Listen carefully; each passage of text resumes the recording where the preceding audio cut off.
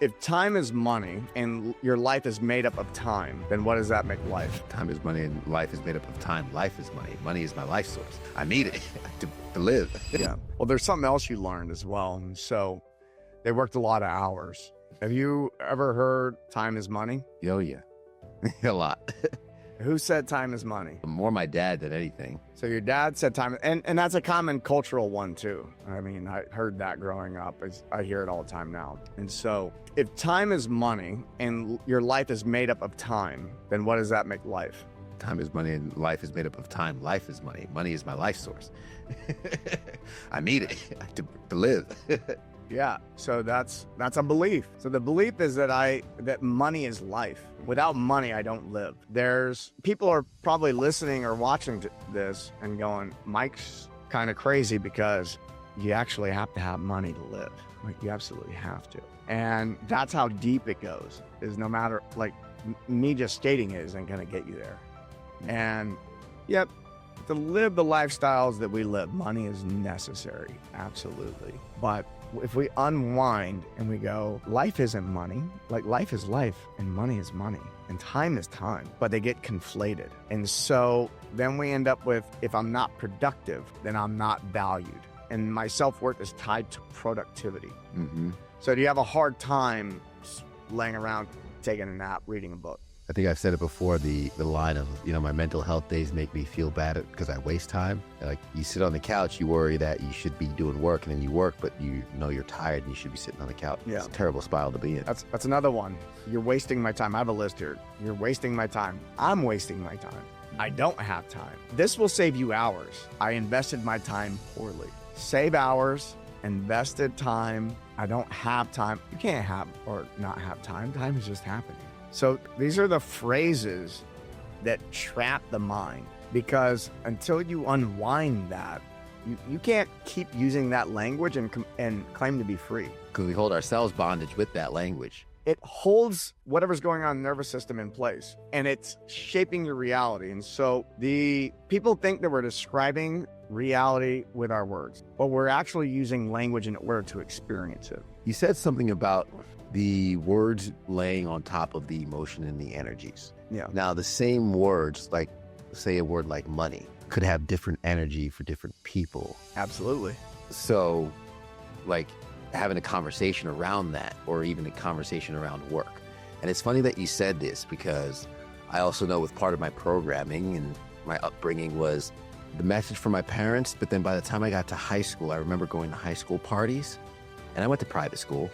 So my parents busted their butt so I can go to private school. And I'm going to school with kids who were getting H2 Hummers and BMWs at 18 years old. And they would always have house parties because their parents were never home. They were always on vacation. The first time I could remember some of my reality being shattered in terms of thinking, okay, you need to work hard to make money. Yet here are the people who have all the money and they're never working. And that was so confusing. So with the words laying, and even though you saw that, you witnessed that, you still work hard for money now. And there's another aspect to it of, the childhood Ted wanted their toys, where I would go back to even remembering one of my earliest memories as a little kid. One of my best friends I'd hang out with, he had all the action figures, all the toys. They had jet skis in the garage.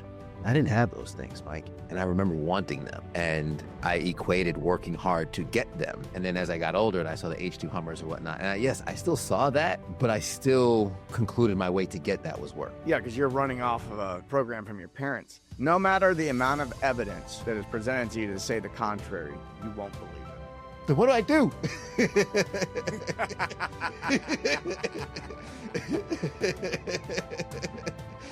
Yep.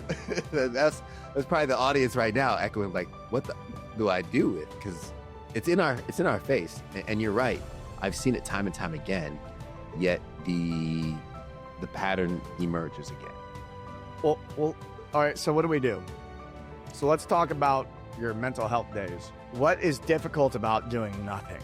Honestly, what's difficult about doing nothing is the running list that occupies the mind. Mm-hmm. And then and this is transparent and honest, usually it would take a substance to quiet the mind. So I would rest, or my mental health days would be an indulgence in a substance, binge watching, occupying the mind with something else to filter out what I think I should be doing.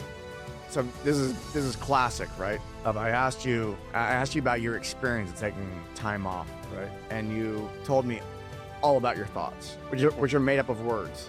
Yeah. What didn't you mention? The body. Yeah. You didn't mention how you felt at all. And most people don't. In fact, I'll redirect them a dozen times before they finally take a breath and slow down enough to tune into what am I feeling right now?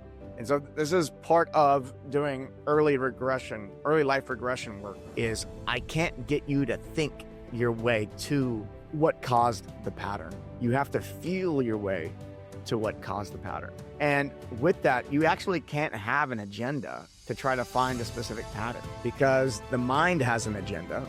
Your feeling world has no agenda. And so we were all trained, step 1, step 2, step 3, you do this and you do this. And so when I tell you how we're going to work on this, and I have to tell you that there are no steps to get there, and there's nothing you can do with your mind in order to achieve it, the ego throws a tantrum.